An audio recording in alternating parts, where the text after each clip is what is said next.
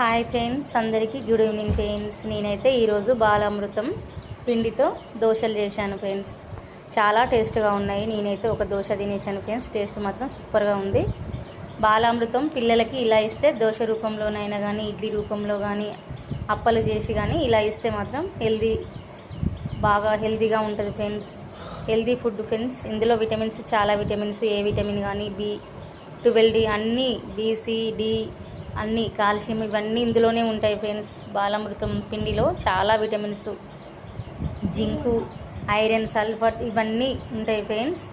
ఇవన్నీ ప్రతి ఒక్క విటమిన్స్ ఇందులోనే దొరుకుతాయి ఫ్రెండ్స్. అన్నీ 6 నెలల నుంచి 24 నెలల పిల్లలకు పెడితే మాత్రం చాలా హెల్తీ ఫుడ్ ఫ్రెండ్స్. ఇలా రూపంలో అలా తినకుంటే మాత్రం ఇలా పెట్టేసి ఫ్రెండ్స్. ఏదో ఒక రూపంలో పెడితే మాత్రం పిల్లలకు మాత్రం చాలా ఇమ్యూనిటీ పవర్ కూడా బాగుంటుంది ఫ్రెండ్స్. ఇందులో ఇవి తీసుకుంటే ఇలా ఏదో ఒక రూపంలో తింటే మాత్రం పిల్లలకు మాత్రం బాగుంటుంది ఫ్రెండ్స్. హెల్తీగా ఉంటారు పిల్లలు.